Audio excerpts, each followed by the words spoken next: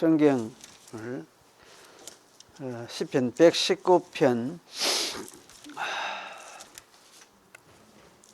오늘 67절부터죠. 67절부터 88절까지 읽겠습니다. 고난 당하기 전에는 내가 그릇 행하였더니 이제는 주의 말씀을 지키나이다. 주는 선하사 선을 행하시오니 주의 율례로 나를 가르치소서. 교만한 자가 거짓을 지어 나를 치려하여 사오나 나는 전심으로 주의 법도를 지키리이다. 저희 마음은 살쪄 지방으로 같으나 나는 주의 법을 즐거워하나이다. 고난당하는 것이 내게 유익이라. 이로 인하여 내가 주의 율례를 배우게 되었나이다. 주의 입의 법이 내게는 천천금은보다 성하니이다. 주의 손이 나를 만들고 세우셨사오니 나를 깨닫게 하사 주의 계명을 배우게 하소서. 주를 경외하는 자가 나를 보고 기뻐할 것은 내가 주의 말씀을 바라는 영혼이다. 여호와여, 내가 알거니와 주의 판단은 어려우시고 주께서 나를 괴롭게 하심은 성실하심으로 말미암으니이다. 구하오니 주의 종에게 하신 말씀대로 인자하심이 나의 위안이 되게 하시며 주의 긍휼이 여기심이 내게 임하사 나로 살고 하소서. 주의 법은 나의 즐거움이니이다. 교만한 자가 무고히 나를 엎드려 때리시니 저희로 수치를 당케 하소서. 나는 주의 법도를 묵상하리이다. 주를 경외하는 자로 내게 돌아오게 하소서. 그리하시면 저희가 주의 증거를 알리이다. 내 마음으로 주의 율례에 완전케 하사 나로 수치를 당치 않게 하소서. 나의 영혼이 주의 구원을 사모하기에 피곤하오나 나는 오히려 나의 말이 주께서 언제나 나를 안위하시겠나이까 하면서 내 눈이 주의 말씀을 바라기에 피곤하니이다. 내가 연기 중의 가죽병같이 되었으나 오히려 하리이다. 주의 종의 날이 얼마나 되나이까. 나를 핍박하는 자를 주께서 언제까지 주의 법을 지었지 아니하는 교만한 자가 나를 해하려고 웅덩이를 팠나이다. 주의 모든 계명은 신실하니이다. 주가 나를 도우소서. 저희 멸하였사오나 나는 주의 법도를 버리지 아니하였사오니 주의 인자하심을 따라 나로 소생케 하소서. 그리하시면 주의 입의 증거를 내가 지키리이다. 82페이지 7번 8번 한번 읽어보겠습니다. 지난 그렇죠.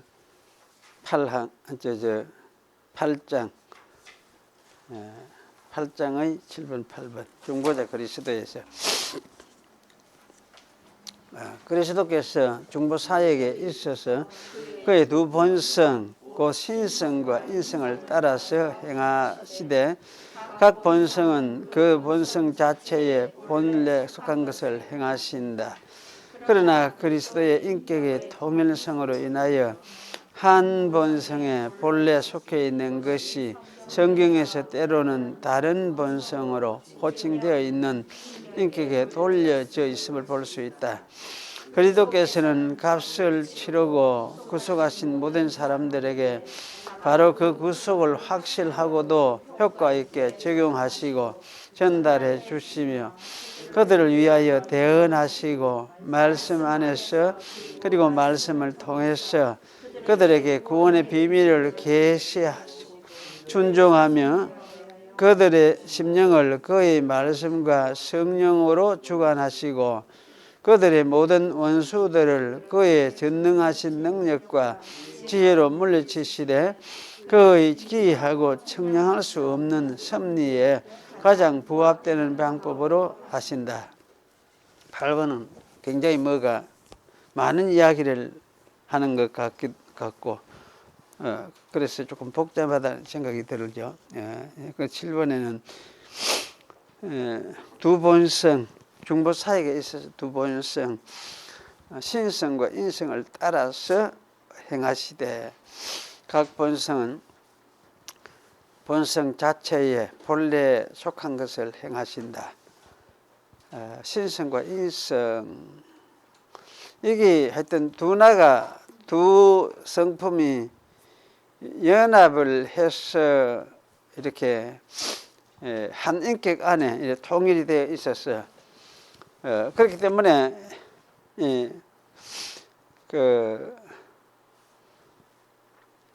본성이 이게 사실은 신성과 인성이 어느 것이 금방 어떤 일을 행했는지, 이 일이 과연 신성이 행했는지 또는 인성이 행했는지, 이것을 우리가 분별하는 건 거의 사실 불가능하다, 그런 생각이 들어집니다.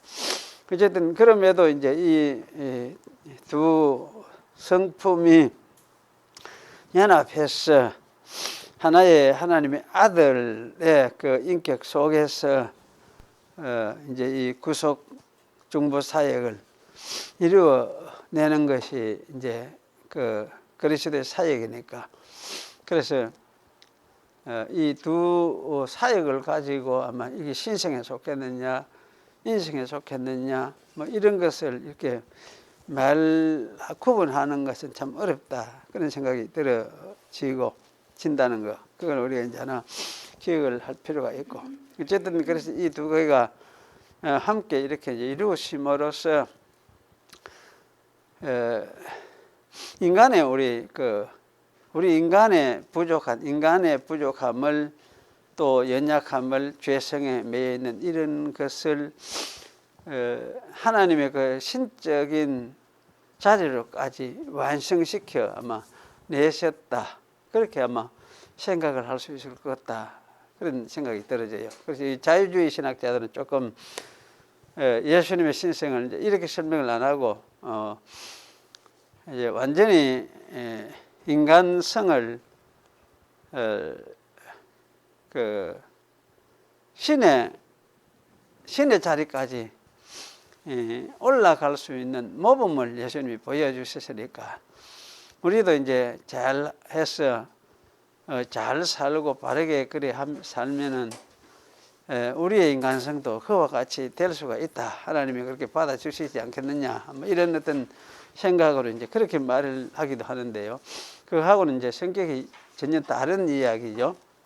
그래서 여기 이제 요런 측면, 신성과 인성, 이게 합쳐져서 우리의 중보 사역을 이루어내신다는 요점은 틀림없는 하나의 아마 성경적인 진리다, 그런 생각이 들어집니다.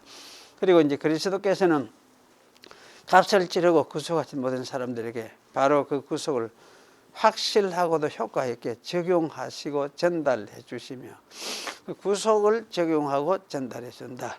그럼 그 사람의 그것이 효력이 그에게 이루어지도록, 구속의 적용이란 거는 그건 그 구속의 결과, 그 효력이 그 사람에게 이제 주어져서 전달이 되고 그 사람이 그걸 믿음으로 받아들이게 만들고, 그렇게 해서 이제 그 구속의 효력이 그 사람의 것이 되도록 만드는 게 이게 적용 아니겠습니까? 그래서 이게 효과 있게 적용한다, 전달해 준다 하는 이제 이런 말씀을 여기 이제 하고 있고, 그래서 이런 후에 이제 그들을 위해서 대언하시고 말씀 안에서 그리고 말씀을 통해서 그들에게 구원의 비밀들을 계시하시고 순종케 하시며 그들의 심령을 그의 말씀과 성령으로 주관하시고 계속 끊어지질 않죠. 계속해서 이제 이렇게 하면서 그들의 모든 원수들을 그의 전능하신 능력과 지혜로 물리치시되 그의 기이하고 측량할 수 없는 섭리에 가장 부합되는 방법으로. 이거는 우리가 방법을 알 수가 없이 하나님의 방법을 사실은 다 알 수도 없고 예측도 할 수도 없고, 그런데 이제 어찌 가다 보면은 이게 이렇게 해결이 되고 이렇게 하면서 하나님이 함께 하시면서 그런 일을 하신 그런 것으로서 이제 이게 해결이 돼 가죠. 그래서 이 섭리, 하나님의 섭리에 대해서 우리가 참 잘 이해를 할 수 없어도 그걸 믿고 가는 거, 이게 참 중요한 거다, 그런 생각이 들었습니다. 그래서 이제 청량할 수 없는 섭리에 가장 부합되는 방법을 하신다, 이렇게 이제 말씀하고 있어요. 어쨌든 하나님은 하나님의 백성을 이렇게 이제 계속해서 이 구속 적용, 그리스도의 그 구속 사역의 그 결과의 효력들을 각 사람에게 적용시켜서 끝까지 이제 구속에 이르도록 그렇게 하시는 그 일을 이제 이 그리스도께서 성령을 통해서 이 일을 이루어 내시죠. 그래서 이 일 자체가 사람의 일은 아니다. 사람이 하는 일은, 물론 사람이 그 속에 이제 들어가 포함이 되어 있으니까 그걸 따라서 움직이고 그러면서 자기가 또 그걸 살아가고 이렇게 하면서 하지만은 사람의 인격으로 그걸 즐거워하기도 하고 감사하기도 하고 때로는 연약해서 흔들리기도 하고 의심하기도 하고 이렇게 하면서 사실은 따라가지만은, 그러나 이제 이것을 결국 이루어내시는 분은 사실은 하나님이 하신다. 그리스도 자신이 하신다. 성령으로 하신다. 그래서 우리 육신이 이것을 막고 그 역을 하기 때문에 사실 이 육신까지도 때로는 죽여서 그런 후에 폐기하고 새로운 몸을 주심으로써 이걸 이루어내시는 이게 누구냐, 이제 그리스도께서 성령을 통해서 하시는 일이다. 네, 그렇게 말씀하고 있죠. 그래서 이런 관점에서 보면은 이 구속 적용도 사람이 하는 게 아니다. 사람이 하는 게 아니고 하나님께서 결국 완성하고 이루어내시는 것이다. 그렇게 우리가 이해를 할 필요가 있습니다. 그래서 그런 측면에서는 성경이 너무나 명백하게 가르치고 있으니까 그런 측면에서 우리가 이걸 잘 이해를 하시는 것이 필요합니다. 그래서 이제 요 설명 중에서도 또 이제 적용 설명 중에서 또 항상 이 복음주의 쪽에 설명하고 우리 이제 개혁주의 쪽에 설명하고 조금 다른 점이, 어떤 점이 다르냐 하면, 복음주의 쪽의 설명은 그 구속 적용이 우리 사람에게서 우리가 이제 완성시켜서 우리를 적용시켜 가는데, 이게 우리가 사람이 이것도 응해가지고 함께 완성시켜서 그래서 완성시켜내어서 구속 적용을 완전하게 이루어낸다. 이렇게 이제 이야기를 하는 게 복음주의 설명이에요. 그러니까 사람이 이걸 함께 응해가지고 이 구원이 완전히 이루어지는 그런 이제 측면을 설명하니까, 그러면 이거는 결국 완성시켜내는, 이건 하나님도 이걸 하지만은 사람도 이렇게 같이 응해가지고 함께 이렇게 완성시켜내는 이런 식으로 자꾸 설명이 되는 게 복음주의 설명이에요. 복음주의 설명인데, 어쩐지 하여튼 근래에는 그 종신의 젊은 교수들이 자꾸 하여튼 이걸 조금 제가 이 강의를 들어보고 하니까 이걸 자꾸 조금 이렇게 이쪽 복음주의 쪽으로 경향이 자꾸 기울어 갔다, 그런 생각이 들어요. 그래서 바빙크를 가지고 공부를 하신 분들도 요 와가지고는 이런 식으로 자꾸 설명을 해가요. 그러면 이제 결국은 어떻게 되느냐, 주님이 성령으로 완성시켜 가시는데 사람도 여기 응해가지고 같이 해서, 그러니까 일종의 함께 이루어가는 이런 쪽으로 자꾸 이야기를 해요. 그래서 하나님이 완성시켜 가신다. 그렇고 또 사람도 같이 안시켜 간다. 이래가지고 말이 좀 애매하게 자꾸 들리고 참 이거는 조금 좀 이상하다 그런 생각이 들어지고 바빙크가 그런 식으로 이제 설명을 한 것 같지는 않는데 자꾸 그런 것 같더라고. 그게 왜 그렇게 자꾸 하는지 그게 좀 아마 보험주의 영향을 받아서 한 거예요. 총신 쪽에는 요새 젊은 사람들 보면 거의 보험주의 영향을 너무나 많이 받았어요. 총신의 젊은 목사들이 받으시는 사람들이.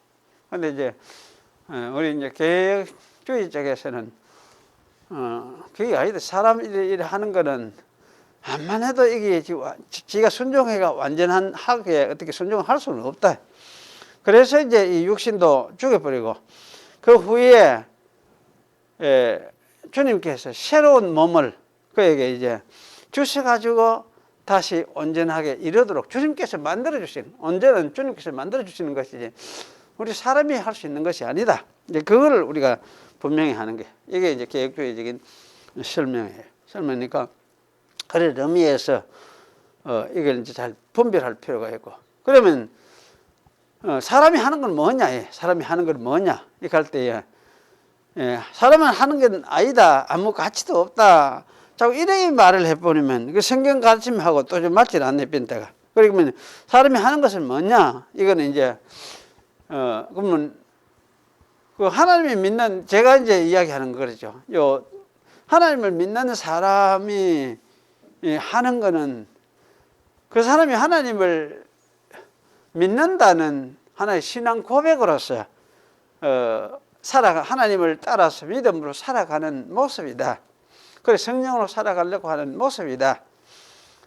그렇게 제가 이제 설명을 하죠. 그래서 사람이 이렇게 살아가려고 하는 이거는 그 사람 신앙의 모습이고 신앙 고백이기도 하고 믿음으로 살아가려고 하는 모습이기도 하고 그래서 그 자체도 귀하고 아름다운 것이다.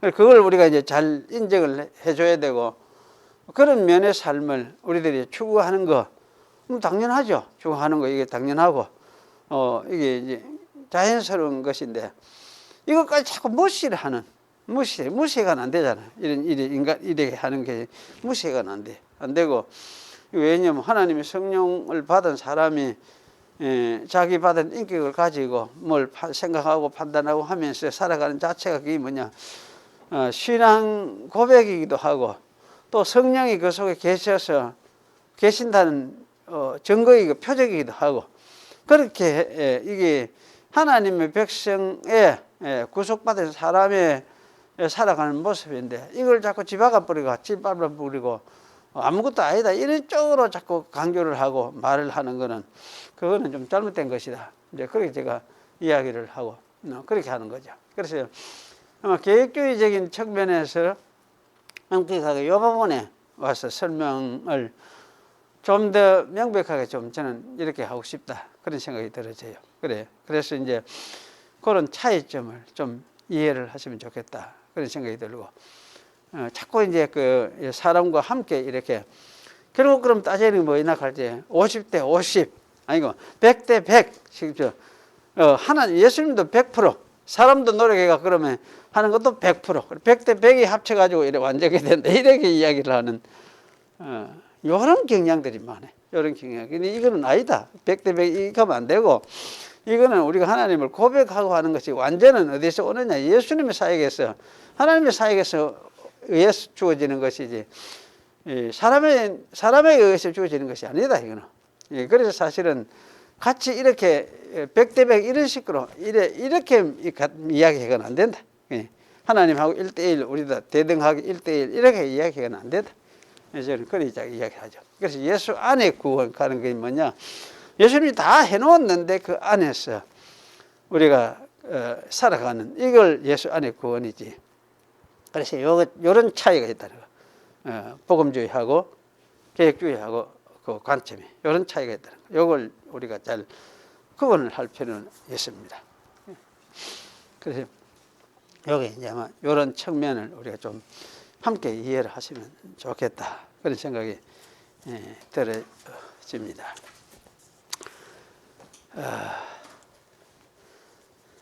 그 다음에 이제 우리 뭐 해야 되죠? 설교 본문을 읽어봐야 되겠네요.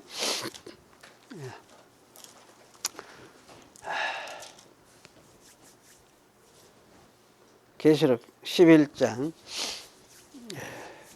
오늘은 7절부터 읽겠습니다. 7절부터 저희가 그 증거를 마칠 때에 무적행으로부터 올라오는 짐승이 저희로 더불어 전쟁을 일으켜 저희를 이기고 저희를 죽일 터인즉 저희 시체가 큰 성 길의 대로에죠 있으리니 그 성은 영적으로 하면 소돔이라고도 하고 애굽이라고도 하니 곧 저희 주께서 십자가에 못 박히신 곳이라. 백성들과 족속과 방언과 나라들 중에서 사람들이 그 시체들을 사흘 반 동안 목도하며 그 무덤에 장사하지 못하게 하리로다. 이 두 선지자가 땅에 거하는 자들을 괴롭게 한 거로 땅에 거하는 자들이 저희의 죽음을 즐거워하고 기뻐하여 서로 예물을 보내리라 하더라. 3일 반 후에 하나님께로부터 생기가 저희 속에 들어가며 저희가 발로 일어서니 구경하는 자들이 크게 두려워하더라. 하늘로부터 큰 음성이 있어 가로되 있어 이리로 올라오라 함을 저희가 듣고 구름을 타고 하늘로 올라가니 저희 원수들도 구경하더라. 그 시에 큰 성이 나서 큰 지진이 나서 그 성 10분의 1이 무너지고 지진에 죽은 사람이 7천이라. 그 남은 자들이 두려워하여 영광을 하늘의 하나님께 돌리더라. 둘째 화는 지나가서나 보라 셋째 화가 이르는도다. 일곱째 천사가 나팔을 불며 하늘에 큰 음성이 나서 가로되 세상 나라가 우리 주와 그 그리스도의 나라가 되어 그가 세세토록 왕노로 하시리로다 하니 하나님 앞에 자기 보좌에 앉은 24 장로들이 엎드려 얼굴을 대고 하나님께 경배하여 가로되 감사하옵나니 옛적에도 계셨고 옛적이니까 계셨고 해야 되지. 시방도 계신. 시방이란 말은 요새 잘 안 쓰죠. 제가 어렸을 때는 시방 많이 켰어요. 우리 하여튼 어른들이 그때는 시방 이래 쌌어요. 시방 뭐 어쨌나 이하고 지금 하는 말을 시방이라 많이 켰거든. 그런데 이게 참 옛날 말에 한문 말이기도 하고 시방도 계신 주 하나님 곧 전능하신 이여 천에 큰 권능을 잡으시고 왕노릇 하시도다. 이방들이 분노하며 주의 진노가 임하여 죽은 자를 심판하시며 종 선지자들과 성도들과 또 물은 대수하고 주의 이름을 경외하는 자들에게 상 주시며 또 그 땅을 망하게 하는 자들을 멸망시킬 때로소이다 하더라. 이에 하늘에 있는 하나님의 성전이 열리니 성전 안에 하나님의 언약궤가 보이며 또 번개와 음성들과 뇌성과 지진과 큰 우박이 있더라. 예. 오늘 지난번 이제 이어서 좀 생각을 하겠습니다. 오늘 읽은 그 앞부분 13절까지 말씀은 이 7절부터 이제 그 두 정인의 7절부터 13절까지 말씀은 두 정인의 죽음을 이야기를 한다. 그렇게 죽음 또는 부활 이렇게 말을 할 수 있겠죠. 죽음과 부활을 말씀을 한다. 그렇게 우리가 생각을 할 수가 있겠습니다. 지난번에 이 두 정인의 정체에 대해서 좀 이야기를 했었죠. 이게 사실 두 정인을 누굴 가르치는 말이냐.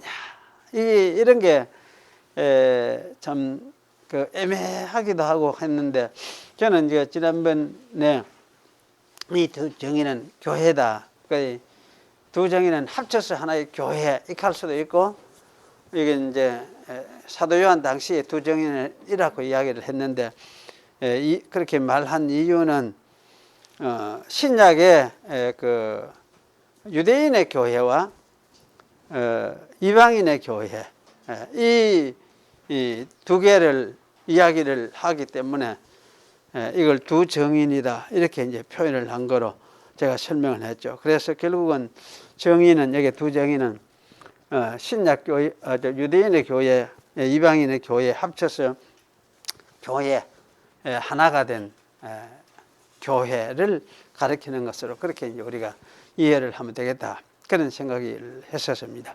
그런데 여기 이제 오늘 읽었던 이 말씀은 이 두 정인이 증거를 언약 세게 하니까 이제 이 두 정인을 제거하러 무정행으로부터 올라오는 짐승이 있습니다. 등장을 합니다. 그래서 그 짐승이 두 정인과 더불어서 전쟁을 일으켜 가지고 그들을 이기고 그들을 죽일 것이다. 이렇게 실제로는 이야기를 하죠. 그래서 정인들이 증거를 마칠 때라고 했으니까 정인이 이 증거하는 사명을 다한 것을 다해갈 때 그렇게 그런 뜻으로 이야기를 할 수가 있겠습니다. 그때에 이 정인들을 대적하여 전쟁을 일으키는 그런 이 대적, 이 대적이 사실은 여기 이제 등장을 한 셈입니다. 그래서 증거를 마침과 대적의 등장이 같은 시간대에 아마 이루어지는 것으로 볼 때에 두 사건이 하나님의 경륜 가운데서 이루어지는 사건임을 우리가 암시를 받습니다. 그런데 그 대적은 무적행으로부터 올라오는 어떤 야수죠. 야수. 이게 데이리온 해가 헬라말로 그렇게 이야기되어 있는데 야수 그래 아주 그 야수 들짐승이죠. 뭐 집짐승 같으면 사람 순하고 가까이 하고 사람이 그 함께 그거 할 수 있는데 이거는 야수예요. 야수. 그래서 야수하기도 하고 야수 같은 괴물 뭐 이렇게 이야기를 할 수도 있고 한 그런 이제 의미를 가진 말입니다. 근데 바닥에 없는 이 구덩이에서 여기 올라온다 했으니까 사실 지옥에서 올라왔다 그렇게 말을 할 수가 있겠죠. 그래서 지옥의 어떤 전사가 올라온 것이다. 싸우려고 올라왔으니까 두 정인과 싸우려고 즉 결전을 벌이려고 이제 올라왔으니까. 그래서 이 본문은 이 지옥의 전사가 정인들과 두 교회와 싸워서 이기고 두 정인들을 죽일 것이라고 이렇게 말을 합니다. 그럼 이 지옥의 전사는 요한 당시의 그 역사적인 상황에서 우리가 생각할 때 이거는 로마라는 제국의 세력이 틀림없다 그렇게 생각을 할 수가 있습니다.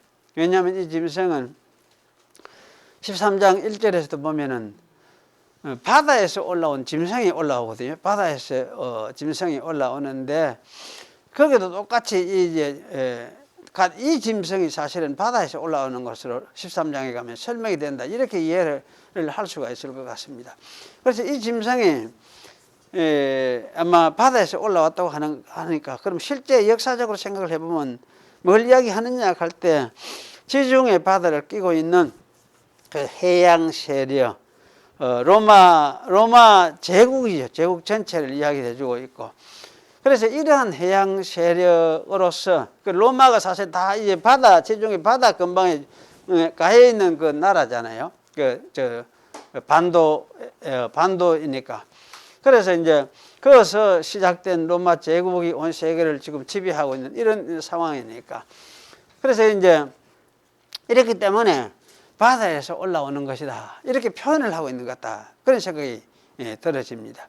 그래서 이러한 이 해양 세력, 이 로마 세력이 하나님의 백성을 괴롭게 한 그런 세력으로 생각이 되어집니다. 이렇게 볼 때 사실 여기 이제 이 바다라는 것이 아마 무적행을 상징한다 이렇게도 말을 할 수가 있을 것 같아요. 이 바다라는 것이 왜냐하면 이 바다 밑은 서원이라고 불리기도 하거든요. 구약 성경에 서원이라는 말은 이 죽은 자들이 있는 지하 세계를 가리키거든요. 그럼 지하 세계가 어디냐 할 때에 저 바다 밑이다. 아마 이렇게 옛날 사람들은 생각을 했던 모양인데 그만큼 이제 바다 밑은 옛 사람들에게는 그렇게 했죠. 그 뭐 바닥을 모르고 그게 얼마나 깊은지 어디에 있는지 참 알 수 없는 그런 이제 것이기 때문에 아마 그 때문에 이게 무저갱 이렇게 표현을 한 것이 아니냐 이런 생각도 들으시고, 하여튼 이제 이 바다 및 서호를 이렇게 요나서에 보면 이렇게 표현을 해놨습니다. 그래서 이런 바다는 그야말로 그러면 이제 서올, 무저갱, 그리고 이거는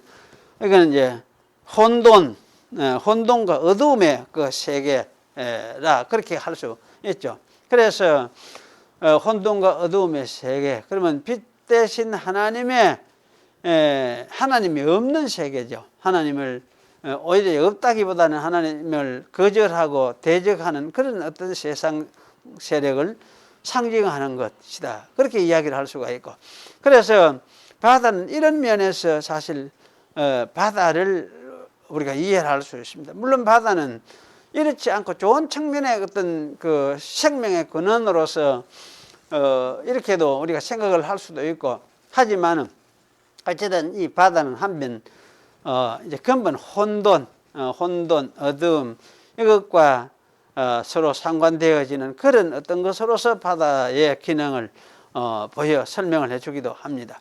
그래서 이런 세상, 바다와 같은 이 세상, 여기에 이제 생명과 빛은 하나님이 여기에서 창조하심으로써 질서가 생기고 새로운 창조 세계가 생겨나고 여기서 생명이 이제 생겨나고 하는 이런 것으로서, 생명은 사실은 바다에도 있고 이제 육지에도 있고, 창조는 바다와 육지 다 모두 속에서 창조가 생겨나죠. 그래서 이런 것을 이제 성경이 사실은 보여주고 있다 할 수 있습니다. 그래서 이 바다 하는 거는 이 무저갱하고 혼돈과 서로 관계되어 있기 때문에 13장에 가면은 바다에서 짐승이 올라오고 있는구나, 짐승이 올라오고 있구나, 아마 이런 어떤 거로 우리가 이해를 할 수가 있을 것 같습니다. 그리고 여기 8절은 실제로 이 어둠의 세력이 이제 교회의 머리이신 그리스도가 등장하였을 때에 그를 실패하게 하려고 엄청나게 애를 썼죠. 쓰다가 결국 그리스도를 죽였음을 말씀을 하고 있습니다. 그는 유대인들과 로마인들을 동원하여서 그리스도를 십자가에 못 박았었습니다. 그리고 이 어둠의 세력은 그리스도의 정인된 교회 또한 죽여서 큰 성 대로에 놓아둘 것이라고 합니다. 이게 큰 성이라고 하는데 큰 성 길이 아니고 큰 성은 그야말로 대로에, 우리 대구 같으면 중앙통 큰 대로를 이야기를 하는, 그게 이제 그렇게 놓아둔 거는 누구든지 다 와서 봐라 하는 이런 의미가 있죠. 그래서 이 성이, 큰 성이 사실은 여기 그러면 예루살렘을 말하는 것이라고 이해할 수 있는데, 로마는 로마로 해야지 이렇게 우리가 생각할 수 있지만은 사실 이건 주께서 십자가에 못 박히신 곳이라 이렇게 말씀을 하고 있기 때문에 이거 예루살렘 성을 이야기를 하고 있구나. 그렇게 사실은 이제 배후에 이 큰 짐승이 하지만 이 짐승이 나중에는 이제 그 13장에 오면 그렇죠. 이스라엘의 종교꾼들을 동원시키고, 이거 이스라엘 종교꾼들이 로마의 그 하수인처럼 이렇게 해가지고 이제 대적하고 하는 그런 일을 했어. 그래서 사실은 이제 예수님을 죽였죠. 그래서 이게 이제 예루살렘 주께서 십자가에 못 박히신 곳이다, 이렇게 이제 말씀을 하고 있습니다. 그리고 이곳을 설명을 하기를 뭐라 했습니까? 8절 보면 영적으로는 소돔이라고도 하고 애굽이라고 했었습니다. 그래서 당시에 예루살렘이 소돔과 애굽같이 되어 있음을 보여주고 있죠. 그리고 이제 사도 요한 당시에는 이것을 아마 로마라 이렇게 말을 할 수가 하는 것이 당연한데, 로마라 하지 않고 그냥 애굽이다, 이게 이런 둘러대는 이야기 같은 이런 이야기를 하죠. 그래서 이렇게 하는 것은 당시 상황이 그렇게 로마 지배하에 있으니까 아마 이 역사적인 상황 때문에 직접적으로 로마다 이렇게 말은 못한 것 같습니다. 어쨌든 이 하나님과 어린 양을 대적하는 일에 있어서 이 소돔과 애굽과 예루살렘, 이 로마는 예루살렘의 배경이 되어 있으니까 하나가 되어 있다는 것을 우리가 알 수가 있습니다. 이것은 신약에 예수님 죽일 때에 그 배경을 우리가 잘 생각해 보면 너무나 명백한 것 같아요. 그 예수님 죽일 때 그 배경을 생각하면 유대인들은 예수님을 그냥 막 와서 처단하기 위해서 이제 잡아와가지고 그 고소를 하고 우리에게는 예수님을 죽일 사정할 권이 없습니다. 그렇게 이야기를 하고, 그런데 빌라도는 이제 로마 세례가 아닙니까? 로마를 그 사람을 받아가지고, 그래 나는 이게 너희들이 알아서 해라 이렇게 하고, 아닙니다. 그거 죽여야 됩니다 이렇게 하고, 이러면서 이제 밀고 땡기고 하면서 사실은 결국 이제 빌라도에게서 빌라도가 포기를 하고 이제 너희가 알아서 해, 마음대로 해라. 그 일종의 이제 죽이는 것을 허락을 해준 거죠. 그렇게 해서 십자가에 못 박게 되는 이런 이제 사건이 벌어지게 되어지는 이제, 그래 이런 이제 측면을 우리가 이해를 할 때에 이 애굽 또 예루살렘, 소돔 이 모두 타락한 그 세상 세계를 보여주고 있고, 이 로마가 모두가 이제 하나가 되어 있는 타락한 하나님의 교회를 대적하고 하는, 여기 이제 예수 그리스도를 증거하는 정인으로서 교회를 대적하는 그런 세력임을 분명하게 보여주고 있습니다.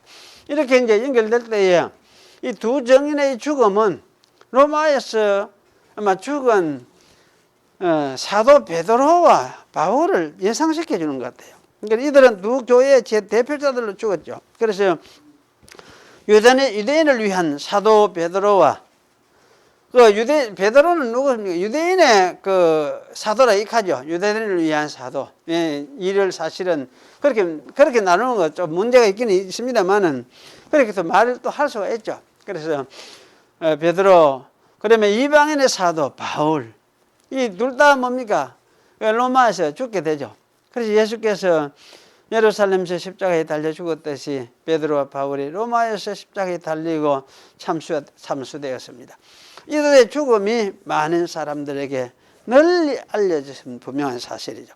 그런데 그들의 시체가 큰 대로에, 성의 대로에 있을 것이다 라는 구절은 아마 이러한 사실을 암시하는 것 같습니다. 그리고 이 사도 베드로와 바울이 로마에서 죽었지 예루살렘에서 죽은 것이 아니지 않느냐, 이렇게 말을 할 수 있지만은, 교회가 죽는 것은 사실은 어디든지 영적으로 우리 설명하면 되죠. 교회가 죽는 곳이 어디든지 그곳이 주님이 십자가에서 죽은 그런 예루살렘이나 이렇게 말을 할 수가 있죠. 왜냐하면 이거는 영적인 측면에서 어디든지 예수님이 죽은 장소가 예루살렘이니까, 그 성도가 교회가 핍박을 받는 곳, 또 죽음을 당하는 곳은 그거 다 뭡니까? 영적으로는 또 예루살렘이다, 이렇게 말을 할 수가 있습니다. 그래서 교회는 어떤 예수님의 몸으로 결국 죽는 거예요. 예수님의 몸으로, 예수님이 땅에 사신 것처럼 사시고, 예수님이 죽은 시점 교회도 죽고, 예수님이 부활하신 것처럼 예수님 안에서 부활하고, 예수님이 하나님 우편에 앉으신 것처럼 교회도 그렇게 되는, 이것이 사실 교회의 길이라 할 수가 있습니다. 교회가 가는 그 구원의 방식이라 할 수 있죠. 그래서 이렇게 이제 유대인의 대표자인 베드로, 이방인의 그 교회의 대표자인 바울, 이 모두가 이와 같이 이제 교회를 상징하는 인물로서 죽은 것을 우리가 생각을 할 때, 이거는 그 참 로마에서 비록 죽었지만은 예수님이 죽으신 십자가에 못 박히신 것처럼 그들도 그렇게 희생하고 죽었구나, 예수님이 가신 길을 따라갔구나, 이렇게 우리가 이해를 할 수가 있게 되어집니다. 그래서 여기 이제 10절, 9절, 10절이 나오는데, 여기서는 이런 교회의 죽음을 이 세상 사람들이 얼마나 좋아하는지 막 축하했어요. 여기 축하하라고 축제를 벌입니다. 그래 그들은 교회의 죽음을 더욱더 죽은 거 오래 보기 위해서 이제 더 확실히 더 놔두도록 하고, 서로 장례를 먼저 하고 뭐 그러면서 이제 서로 선물을 보내고 즐거워한다고 그렇게 이야기하고 있습니다. 그래서 이렇게 한 이유는 두 정인된 교회가 하나님과 그의 보내신 자 예수를 메시아로 믿지 않으면은 악하다. 그 악이 무엇이냐 할 때 하나님이 보내신 메시아를 믿지 않는 거, 이게 악이다, 이렇게 증거를 하거든. 그러면 믿지 않으면 멸망할 것이다, 이렇게 증거를 하는 거죠. 그래서 이렇게 증거하였기 때문에 아마 이 사람들은 이게 정인들이 막 엄청 자기들에게는 골칫거리, 골칫거리 이거 언제 우리가 죽여봐야 되는데 없어지면 좋겠는데 저것만 자꾸 증거를 하니까 악하다하고 하니까 마치 자기들한테는 뭡니까 욕하는 것 같고 이상하게 가죠. 그래 느껴지는 거. 그래서 이제 자기들 즐거워하고 있는데 이게 제거가 되고 죽었다 하니까 얼마나 이제 즐거워하고 좋아했느냐 하는 것을 우리가 여기서 이제 짐작을 할 수가 있습니다. 그래서 교회는 이제 이와 같이 사실 정인으로서 세상에 막 죽는 것이 정상이기도 하고 또 세상 골칫거리가 되는 것이 정상이다. 그렇게 우리가 말을 할 수 있죠. 사실 우리가 뭐 말로서 막 이렇게 괴롭히는 거 이런 게 아니에요. 이래 하라는 것이 아니고 십자가에 달린 예수님의 길을 그야말로 따라가고 살아가려고 하고 그렇게 하다 보면은 이런 이제 세상에 그야말로 골칫거리가 되는 이것이 교회이기도 하다는 것. 이걸 우리가 기억을 할 필요가 있습니다. 그래서 세상이 사실 가장 싫어하는 말이 예수가 하나님의 보내신 유일하신 그리스도 구세주다 하는 말이라 할 수 있습니다. 그리고 그리스도를 믿지 않으면 정죄 아래에 있고 결국 멸망할 것이라는 이 말, 세상이 가장 싫어하고 아마 이를 가는 이야기다. 이를 갈면서 달라야 된다. 그렇게 말을 할 수가 있습니다. 그래서 이것은 세상이 죄 아래에 있고 마귀의 하수인이 되어 있다는 가장 확실한 증거예요. 마귀가 제일 원하는 것은 세상 사람이 했던 예수가 하나님이 보내신 하나님이시다. 하나님의 아들이다. 메시아다. 특히나 유일한 메시아다. 이걸 제일 싫어하는 게 세상이에요. 세상. 그래서 이걸 이제 이야기하고 증거하고 이렇게 하다가 보면 이제 대적하고 미워하고 이를 갈면서 달려들듯이 그렇게 하는 이것이 바로 세상의 본성이기도 하다는 것. 이걸 우리가 기억을 할 필요가 있습니다. 그래서 근본적으로 이야기하면 세상의 본성적으로 이야기하면은 교회하고 세상하고는 서로 이렇게 될 수밖에 없는 그런 하나의 성격을 가지고 있다는 것. 이질적인 성격을 가지고 있다는 것. 이 때문에 교회는 세상에서 이제 고통을 당할 수밖에 없다는 것을 우리가 여기서 기억을 할 필요가 있습니다.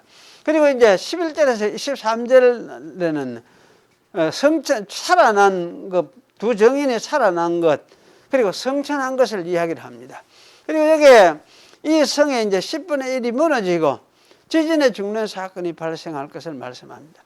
3일 반 후에 하나님께로부터 생명의 바람이 그들에게 들어가니까 그들이 발로 일어섰다 이렇게 말을 합니다. 3일 반 후에 살아난 것은 아마 예수님이 3일 만에 부활하신 것 비슷하죠. 그러면 이 두 정인, 3일 반 후에라고 한 이거는 아마 두 정인이 예수님의 자취를 아마 신실하게 잘 따라갔다. 교회가 그 자취를 신실하게 잘 따라갔다 하는 것을 하나님께서 아마 증거하는 그런 사건이라 그런 생각이 들어집니다. 어쨌든 이것은 죽었던 교회가 죽였다고 해서 사도와 바울을 죽였다고 해서 그게 없애본 것이 아니고 오히려 이제 이 교회는 더욱더 교회로서 활동하고 기능을 하고 그렇게 하게 되었다는 걸 우리가 생각을 할 수가 있고 이게 이제 하늘로 올라가 버렸다는 이런 이야기하죠. 그런데 예수님이 마치 성천하셨듯이 이제 교회가 그렇게 됐다 이렇게 우리가 말을 할 수도 있는데 이거는 이제 아마 밑에 이야기하는 것처럼 그렇게 생각할 수 있을 것입니다. 그래 교회가 초대교회 이렇게 핍박하고 사도 죽이고 바울도 죽이고 베드로 죽이고 둘 다 죽이고 삭을 잘랐다 싶은데 오히려 더 깊이 교인들이 흩어지고 교회는 더 이제 믿는 자들이 더 많아지고 전파되어지고 그래서 교회가 세계로 확장해가는 이러한 이제 일들을 우리가 생각을 할 때에 아마 이것을 하늘로 올라갔다 성천에 갔다 이렇게도 아마 생각할 수도 있을 것 같다. 역사적으로는 볼 때 성천을 어떻게 설명할 것이냐 그러면 더 이상 다룰 수 없는 영역이죠. 다룰 수 없는 세상 세력이 다룰 수 없는 그런 어떤 영역으로 이제 교회는 더욱더 확장되어 갔던 그런 것을 보여주는 것 같다. 그런 생각이 들어집니다. 그래서 이렇게 해서 교회는 이 예루살렘은 심판으로서 망하게 되지만 사도 베드로가 죽음을 당하고 해도 그 교회는 없어지지 아니하고 더 이제 깊이 이렇게 확장되어 가면서 세계를 향해서 나아갔던 열방 민족들을 향해서 나아갔던 이것이 바로 교회의 확장이었다. 그렇게 우리가 생각을 할 수가 있을 것 같습니다. 이렇게 이제 되어지니까 사실은 이제 성이 무너지죠. 무너지고 근데 사실 이렇게 확장돼 가는 데서 결국은 나중에 보면 역사 얼마 안 있으니까 로마도 이것에 이제 항복하게 되죠. 로마도 이 교회 앞에 무릎을 꿇게 된다 할 수가 있습니다. 그리고 왜냐하면 314년쯤 되면은 교회는 어디 됩니까? 로마 그 황제 콘스탄틴이 기독교로 개종을 하고 그래서 교회가 이제 그때부터는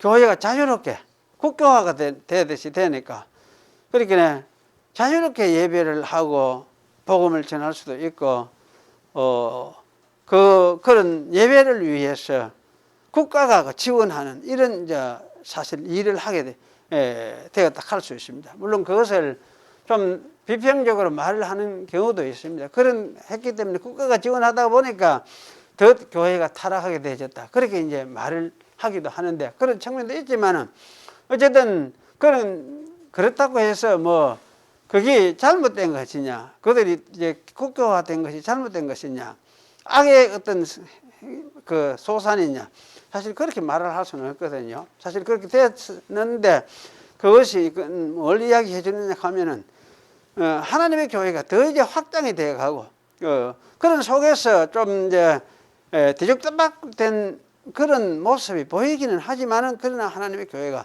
더 확장되어 가고 다른 많은 민족들로서 복음이 전파되어 갔던 이런 것을 우리가 이제 생각을 할 수가 있습니다. 그래서 이렇게 되면서 이제 부분적인 그 로마의 어떻게 보면 굴복이라고 할 수도 있고 부분적인 심판이라고 할 수도 있고 악의 세력에 대한 심판이라고 할 수도 있고 어쨌든 예루살렘만 우리가 관점에서 볼 때는 사도 베드로 이 모두가 죽고 나서 그 다음에 이제 이 예루살렘은 어디 됩니까? 이들이 죽은 때가 6년 정도 이렇게 우리가 생각을 하니까 그 뒤에 이제 70년 되면 7년, 8년, 9년, 10년, 70년 이래 되면은 이제 이 예루살렘은 완전히 망하게 되어버리지. 망하게 되어버리지. 그래서 이렇게 해서 망하게 되는데 여기 이제는 10분의 1이 무너진다. 예루살렘에 아마 10분의 1이 무너진다 이렇게 생각하는 이거는 아마 뭡니까 완전히 무너지고 망하게 되어지는 그 이전 어떤 상태를 두고 이야기한다 할 수 있죠. 그래서 이렇게 멸망할 징조들이 이미 그 이전 상태에부터 시작이 되어졌다 있어 왔다 아마 그렇게 이제 우리가 생각할 수 있고 그래서 사실은 이제 어떻게 보면 복음이 머마에 가가지고 이렇게 전파가 되고 거기 교회가 세워졌어. 그럼 온 세상 모든 민족들이 많은 민족들이 복음을 받아들이고 거기 와가지고 함께 예배를 하게 되지고 이런 상황이 벌어졌거든요. 그게 로마의 그 중심지에. 그러니까 사실은 이거는 사도 바울이 볼 때 대단한 놀라운 사건이에요. 놀라운 사건인데 그런 사건이는 그렇게 됐다는 자체는 무엇이냐 할 때 이거는 이미 로마가 사실은 무너지는 거나 마찬가지다 할 수도 있고 참 와야 될 것을 이미 전조로 보여주는 것이다 할 수도 있고 그 예루살렘도 사실 이런 관점에서 보면 예루살렘이 이제 이거는 무너지는 곧 무너지겠구나. 왜 이 복음이 이렇게 확장돼서 뿌리를 내리고 새롭게 시작되고 있으니까 예루살렘은 곧 망하게 될 것이구나. 이걸 아마 암시해주는 어떤 사건이다. 이렇게 말을 할 수도 있을 것 같습니다. 그래서 여기서 이제 우리가 생각을 할 건 이 두 정인의 부활과 성천 이렇게 좀 설명하고 이해를 할 수가 있겠구나. 그런 생각도 가졌으면 좋겠다. 그런 생각이 들어집니다. 그 뒤에 나머지 14절, 21절, 이거 저거는 요약을 해놨는데, 여러분 집에 가서 좀 읽어보시고, 그래 하셨으면 좋겠다 생각이 들어집니다. 그래서 이게 이제 14절에서 21절까지 제가 여기 설명해놨는데, 핵심은, 여기서 보여주는 것의 핵심은 새로운 시대가 도래했다. 새로운 시대가. 그러니 그 옛시대, 그래 불신하고 하나님을 대적하던 옛시대들은 하나님이 심판을 해버렸다. 무엇을 통해 어떻게 심판했냐? 예수 그리스도의 부활을 통해서, 부활 성천, 그래가 하나님 나라를 새롭게 시작하신 그 사건을 통해서 옛시대는 이제 심판을 해버렸어요. 심판을. 그래서 옛시대는 예수 안에서 그것도 심판받은 거예요. 여기 이제 강조하는 것이 바로 그런 면이에요. 옛시대는 심판을 받았다. 그걸 하고 새로운 통치가 시작되신다. 그 10장에서 예수님께서 바다와 땅을 밟고 크게 외친 내용이 바로 이런 것이라고 했죠. 그래서 10장에서 이걸 이제 외치시는데, 그것이 11장에는 더 이제 구체화되어지는 것을 이야기를 하고, 새 시대가 도래했다. 새 하나님, 이 시대가 뭐냐? 하나님 나라죠. 하나님 나라의 도래죠. 그래서 이렇게 이것을 설명해 주는 거. 이것이 아마 14절에서 21절까지 내용의 말씀이다. 그렇게 여러분이 이해를 하면 좋겠습니다. 그래서 여기서 핵심은 14절 말씀을 좀 잘 이해를 하면 좋습니다. 그 둘째화하고 셋째화를 이야기하는데, 둘째화는 뭘 이야기하느냐 할 때 핵심적으로 뭐냐? 둘째화는 천사들이 부는 나팔을 부는 재앙 전체를, 나팔 부는 재앙, 앞에 나팔 부는 재앙이 나왔잖아요. 그래서 그 전체를 둘째화라 하고, 셋째화는 뭐냐 할 때 여기 이제 이 대접재앙, 그 11장 이제 끝부분에 이 대접재앙이 준비가 되죠. 준비가 되는데, 이제 대접재앙의 실행은 저 16장에 그 실행이 됩니다. 그 사이에 중간에 여러 가지 이제 사건들이 막간에 삽입이 되어지는데, 그래서 대접재앙 전체를 셋째화다. 아마 이렇게 이해를 하면 될 것 같다. 그런 생각이 들어집니다. 그런 관점에서 여기 이제 여러분이 새 시대, 새로운 시대 등장. 옛 시대는 심판받아 망하게 되어 있고, 새 시대는 새롭게 하나님의 영원한 통치가 시작되어지는 그런 시작되었기 때문에, 그 이제 온 세상이 주와 그리스도의 나라가 된다. 이걸 이야기를 하는 것이 핵심이다. 그렇게 여러분이 이해를 하시면 되겠습니다. 기도하겠습니다. 그러고 하신 하나님 감사합니다. 오늘 또 주께서 새로운 시대를 여셨고, 또 옛 시대를 심판하셨고, 그렇기 때문에 옛 시대는 결국은 망할 수밖에 없고, 새 시대는 온전해서 완전한 영광에 이를 수밖에 없는 것을 말씀하고 계시는 것을 우리가 다시금 되새겼습니다. 이러는 것을 위해서 이 땅에 교회가 있지만은, 이 교회는 하늘씩 고통을 당하고 죽기도 하고, 그렇지만은 또 그로 인해서 하나님께서 그 뿌리가 되셔서 생명의 역사로 더욱더 교회가 확장돼 가고, 깊이 세상이 알 수 없는 곳으로 교회는 확장되어 가는 그런 것을 우리가 살폈습니다. 저희들도 이러한 교회가 정말 하나님의 나라라는 걸 기억을 하고, 또 이 교회가 하나님의 영광 속에서 완전하게 이루어질 그러한 것을 주님의 부활 성천으로 하나님 우편에 앉아서 다스리심으로 우리에게 보증을 해 주셨사오니, 저희들도 이 보증을 마음에 새기고 이것을 믿고 붙들고 살아가는 그런 저희들이 될 수 있도록 주님께서 성령으로 우리를 지키시고 인도하여 주시옵소서. 예수님의 이름으로 기도하옵나이다. 아멘. 예.